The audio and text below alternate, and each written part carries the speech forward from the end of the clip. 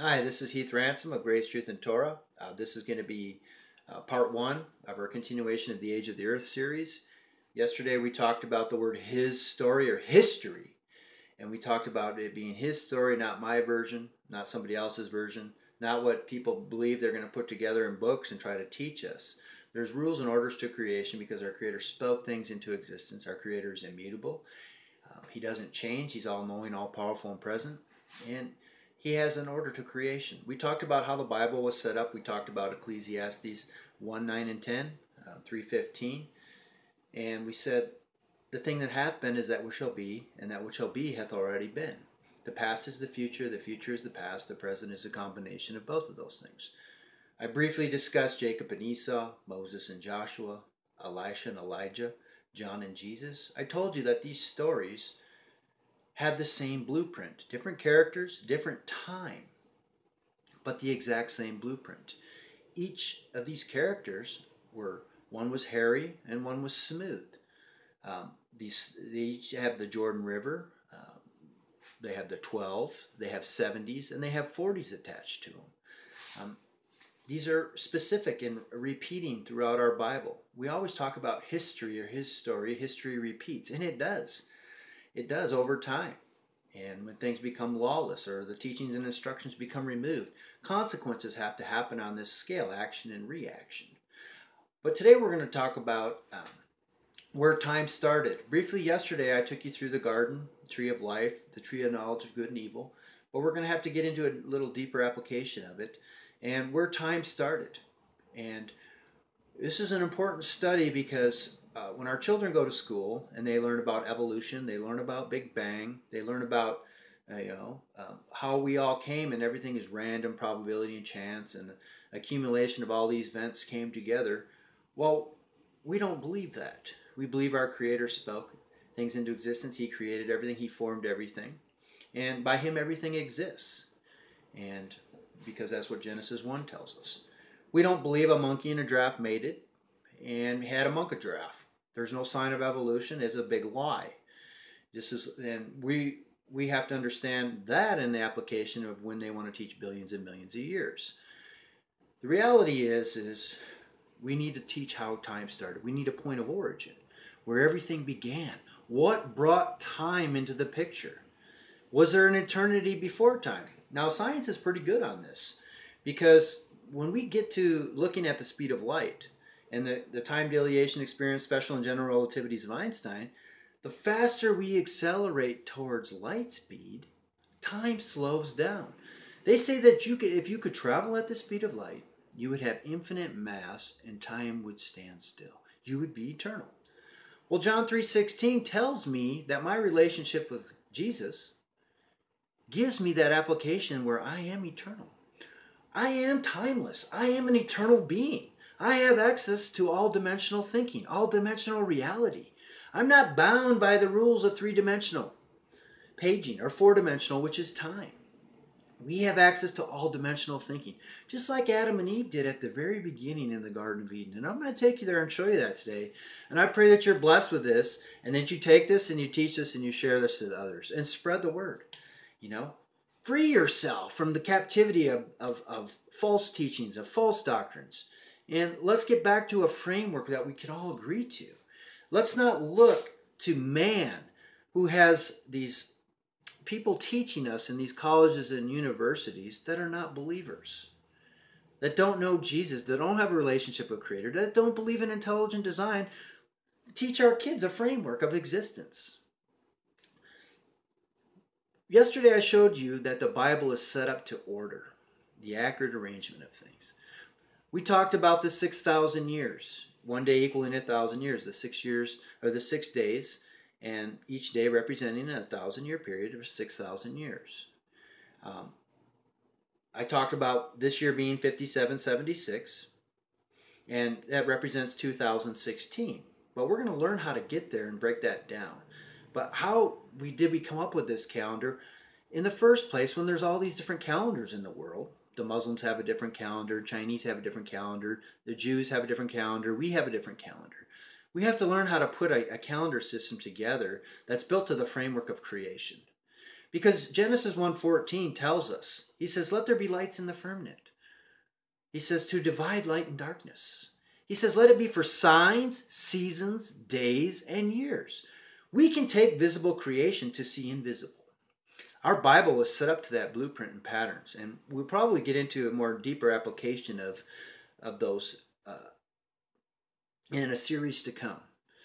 But let's continue on this course here. So, when we go to the Garden of Eden, and we talk about the trees that were in the garden, I want to get to an application now. We're looking for a point of origin. When I talk about a tree of life, what do you guys think that means? A tree of life is the origin of all life. Is it a fluidity where life stems and flows? It's why it's called the tree of life. Okay? Adam and Eve were in the Garden of Eden. They were naked and not ashamed. They were one flesh. They were one with God. Adam walked and talked with God. He named the animals. He had access to everything. How did he know how to name the animals if he didn't know the creation language, if he didn't know the order of things and understand that? There was one tree in the garden that they weren't supposed to take of. Well, we get into this application where, it was a fruit. Well, it was, in a sense, it was the fruit of death that they partook of. See, we need to figure out where time came into the picture. The first thing we have to answer is, how did God create us? He created us to be eternal. He created Adam and Eve naked and not ashamed. They were one flesh. They had access to truth. See, here's this scale of good and evil. But this truth never moves. They had access, that it's a rest spot. See, they were in his rest. They had access to everything. They had access to all-dimensional thinking. And when I start talking about all-dimensional thinking or circular thinking or understanding patterns instead of turning from page to page, I want us to get into a more deeper layering of teaching and instruction.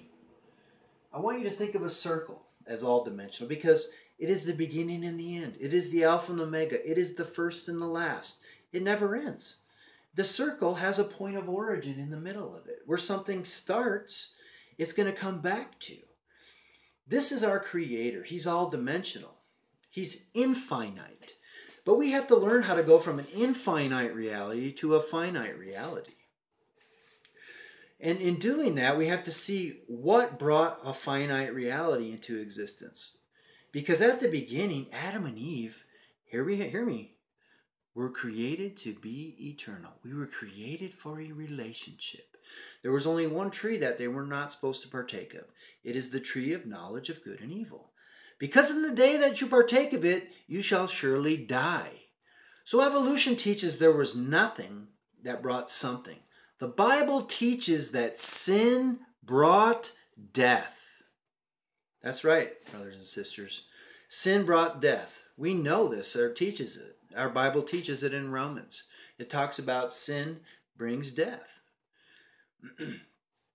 So Adam and Eve partook of the nature of death. Sin brought consequences, brought action, brought this scale, brought this into play, brought this two-dimensional. So when Adam and Eve were in the garden, and the Lord came walking in the garden as he did because he had fellowshiped with them, Adam and Eve covered themselves with fig leaves. And the Lord said to him, where art thou? Where are you hiding? He was hiding amongst the other trees. And he says, well, we were naked. The Lord says, well, who told you were naked? Their shame had been made known. Their nakedness. Their unveiling. Okay? Consequences had to come into the picture. Thus we get into going further down into the chapter. But for time's sake here, we're gonna summarize. And these are things that you need to look into and study for yourself. Now, it was not a fruit. It wasn't an apple. It wasn't a lemon. When you get into the fruits of the Spirit, love, patience, kindness, gentleness, meekness, they took of the fruit of death. They partook of the nature of death. And we can get into this when you get into, I mentioned Genesis 3:23 and 24. Behold, man has become one of us. He has partaken of the tree of knowledge of good and evil. Now if he take of the tree of life, he can live forever. So I can have my own version of good or evil. I can partake of the tree of life. I can have my own religion. And I can partake of the tree of life and I can live forever. There's just, hey, Big Bang's right. Probability's right. There is an order in the universe. Wrong. The reality is our Creator doesn't change. He told them the consequences of their actions before it happened. Just like He tells us the consequences of our actions beforehand. We can have access to this information. It is not some great mystery. It is not hidden. It is not secret. We just have to learn how to teach it in the proper order. So sin brought death, brought time, brought a separation. That's why you have this scale, this tree of knowledge of good and evil. They offset the scale of truth. Okay? So they were booted out of the garden. Now there was this cherubim that turned every way to keep the weight of the tree of life. Okay, these cherubims. Well, anytime in the Bible when we talk about the Ark of the Covenant or the mercy seat, for an example, there was a mercy seat with two cherubims when they built the Ark of the Covenant. Well, when the Lord always came and dwelt, He dwelt above the cherubims. See? The cherubims represent both the positive and the negative of existence. Because when you get into Lightspeed and study that, you'll see that they always cancel each other out. It's called mutual induction, where there's neither a loss nor gain of energy. It's called the law of conservation of energy. But the Lord always dwelt above it because He's before time. There's experiments in science called the BEC experiment, for example, where they teach that information travels faster than light speed. Well, light speed is a container for space and time. Everything is measured from it. But yet they can't comprehend how information can be pre-existing and it's not bound by the rules of space and time. Well, Colossians 1:16 and 17 tells us, "For by Him were all things created in heaven and earth, visible and invisible, whether they're thrones, dominions, principalities, authorities. All things were created by Him and for Him, and He is before all things." He's before everything, so He spoke everything into existence. Think about that. That is amazing. Information is pre-existing. They can prove that in scientific experiments. Therefore, God is before all things. That's like with the mercy seat. When the Lord came and dwelt, He always dwelt above it. He wasn't bound by the framework of the polarities, positive and negative. He was above it because He's before it. He's not bound by the rules of space and time. He created those. Now, and they're for our own good. They're for our own well-being. So, this is a very in-depth, it's detailed in application. The tree of life. Adam and Eve were naked and not ashamed. They were one flesh. They were all-dimensional beings. Through Yeshua, we become all-dimensional again. See, but they became naked and ashamed.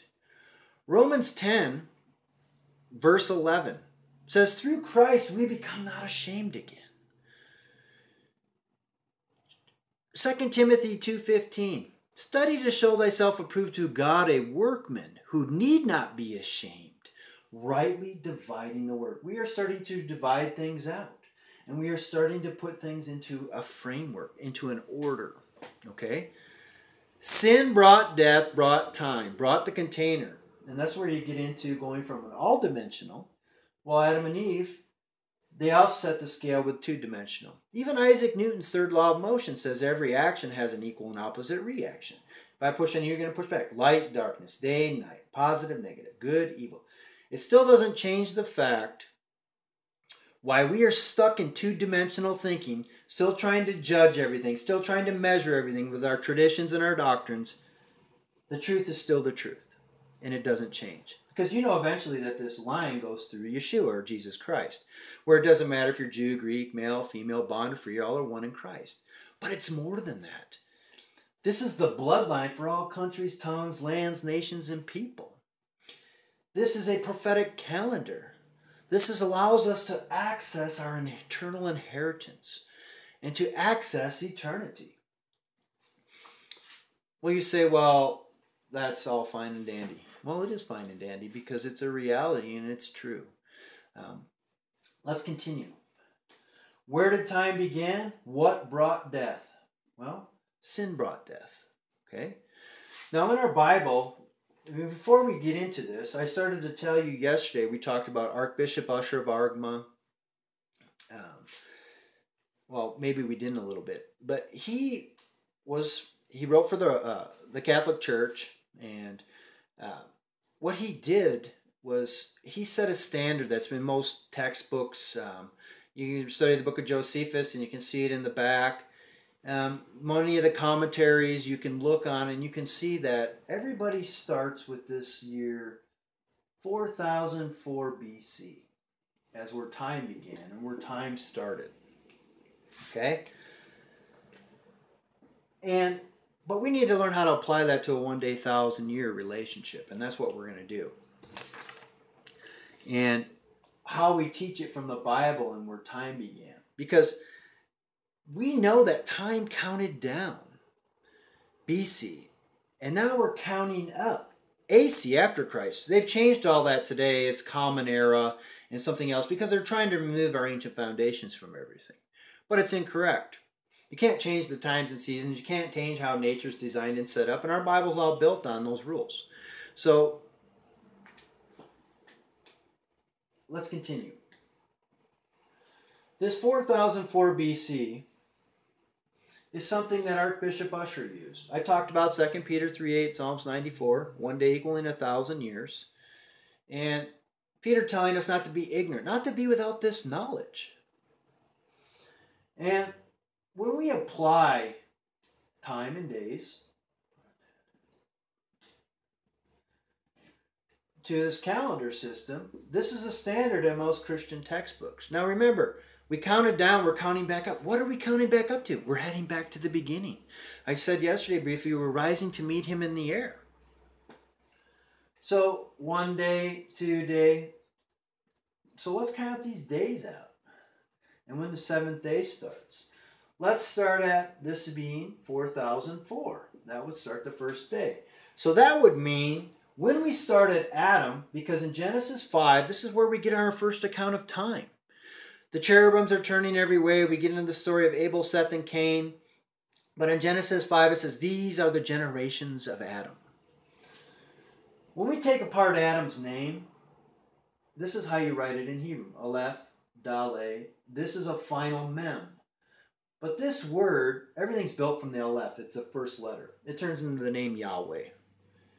This is the word Dam. It means blood. This is the bloodline for all countries, tongues, lands, nations, people. But it's done in the creation language. It's revealing the story of creation through the letters of the alphabet.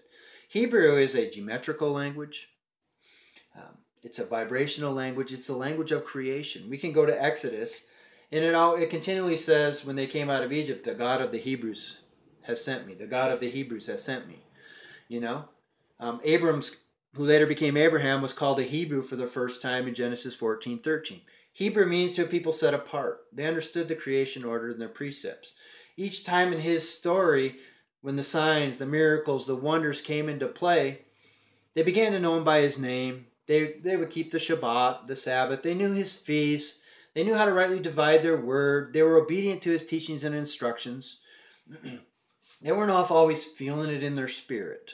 They had an actual knowledge of how things worked, and they taught those things as an order.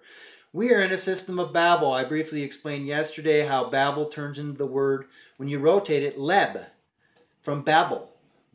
Balal, bet, bet, lamed, to leb, bet, bet, which means confusion of heart. That's what Babel really means, a confusion of heart about the teachings and instructions of the things of the kingdom of heaven.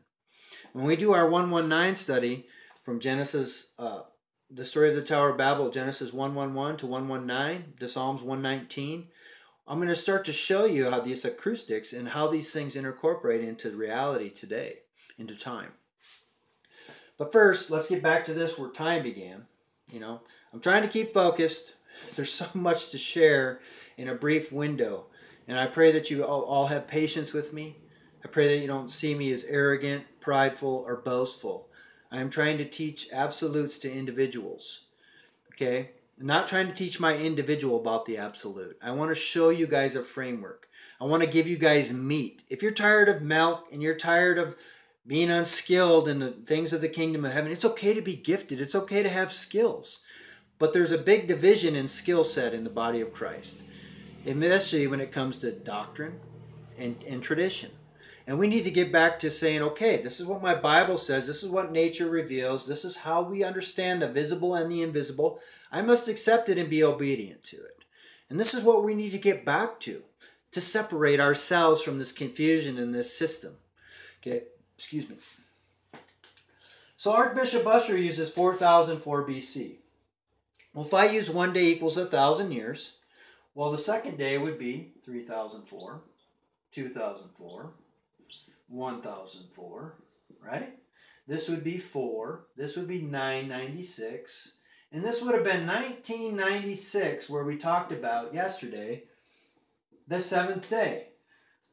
Well, we know God created the heaven and earth in 6 days. And on the seventh day, he rested. We talked about Revelations 20 and how we're heading to a 1,000-year millennial rest. And this millennial rest, where we're going to rule and reign with Christ for 1,000 years here on earth. But I also talked about, as in the days of Noah, so will be in the days of the coming of the Son of Man. Now remember, I'm always thinking circular. So as time went this way, eventually it's going to come back up this tree. Because everything's going to go back to the source. Everything's going to go back to the point of origin. We're heading back to this all-dimensional reality.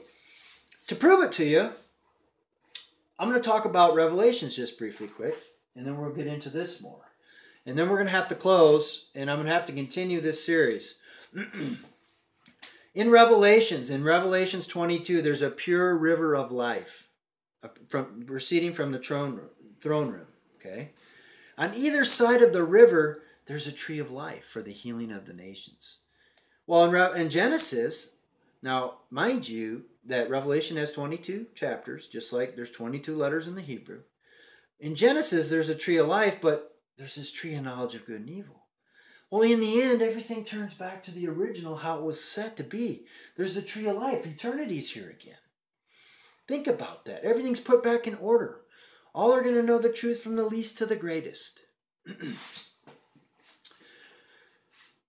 Repeating. Repetitious. Just like in Revelation, there's a Babylon. In Genesis, there's a Babylon. Okay? We get into these same types and shadows. Well, 4004 BC, this is what Archbishop Usher did.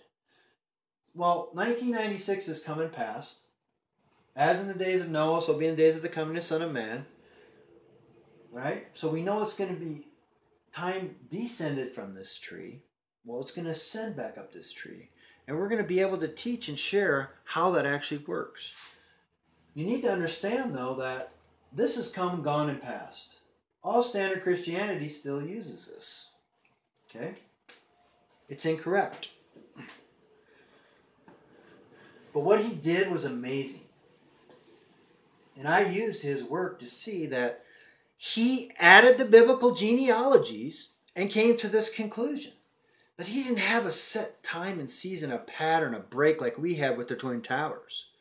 Where about the 3,000 lives where I briefly discussed yesterday about Exodus 32 and Judges 16, where instead of in Pentecost where 3,000 lives were added, 3,000 lives were taken in these examples. And the rabbis teach that they removed the Torah scrolls, the teaching and instructions. They were removing the order from the land about our Creator, about truth. And consequences had to happen so it could bring about a rebuilding here on the earth. This is the stage we're in with the memorial set at Ground Zero in New York City, a city after its own image. Thus, we went into the old... Think about this. We went into modern-day Iraq. Okay? That's where the original Babylon used to be. Saddam Hussein thought he was Nebuchadnezzar. He really did. It's a spiritual reversal. Babylon in Revelation talks about a great horror that causes all nations to drink of her iniquity. It's a spiritual deception. Okay? We need to separate out of that. I'm watching my time here to make sure to see how much time I got on my camera. So let's continue. Now, as you can see, we used their application of time. Okay? Now remember, Adam, his next son was Seth. And as we move down from Seth, we get into Enos. And it moves all the way to Noah. Okay? Now, I don't know if you can see that fully. But Seth was 105. We get into Enos being 90. Now, from father to son is how they calculated time. Now, as we move forward, so I would start adding this 130, this 105, this 90, and you go all the way to Noah. Now, when you get down here, it turns out to be 1,656 years. Okay? This 1,656 years is from Adam to Noah and the flood. And this is what they use to understand time. Now, remember, this calendar has to go to 6,000 years. So if I were to put this on a scale that you could see, and I made a little wheel, in the first, that we started at 0, and then we went 1,000, and then we went 2,000, we would have to look on this and say, okay, this is day 1, day 2, day 3. So when the flood came, they were already in between day 2 and day 3. But this 0 starts from the point where Adam and Eve, when we have an account of time, in the generations in the genealogy. Okay? Because we know sin brought death, brought time, brought the cherubims that turned every way to keep the tree of life. Well, it was still circular. When Adam and Eve were kicked out of the garden, the Lord clothed them, it says, with skin. Now, everybody talks about, well, without the sacrifice of blood, there is no remission. And they said, well, an animal was sacrificed and they were clothed with skin. What if they received mortal skins? Think about that for a second. What if they went from an infinite reality to a finite reality? Now, I want you to remember something. When Jesus resurrected from the dead, what was he able to do? He could ascend and descend. What else was he able to do? He was eating there with the disciples. Remember when they brought in the fish, the 153 fish?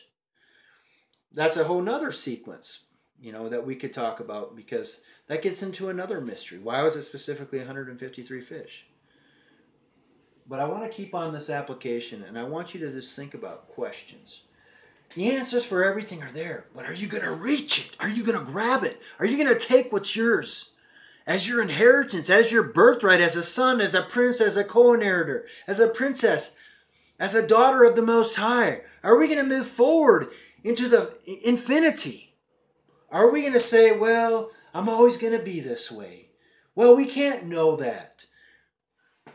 Nothing will not be covered that can be made known or hid or in darkness. We are children of the light. Everything is before you. Christ made you not ashamed again. You have access to eternity. You are an eternal being. Quit living inside of a box. And that's when we get into time and we start talking about this more on a specific application. We're going to talk about the cube. But I'm going to take you through these 3 precepts.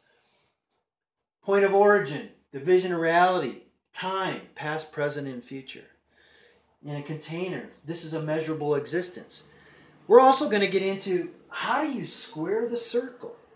And I want you to think about synagogues. They each have 360 degrees, right? They say squaring the circle is impossible. They're wrong. Think about some of the Muslim mosques. Just think of the Jewish mosques. They're squares, but they have circles on them. One time in history, this knowledge was known of how to square the circle and how to look at going from an infinite, dividing it, going into a finite, 2-dimensional, but measuring it. That's what this calendar system is. Measuring time. All space and time are unified to the speed of light. Brothers and sisters, God is light.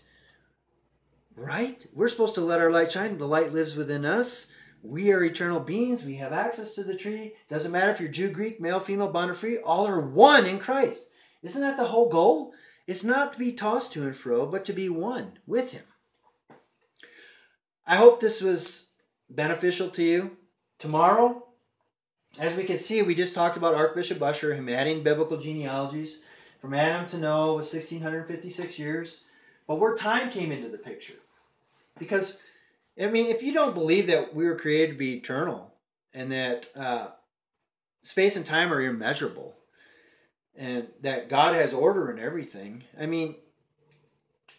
we're missing out.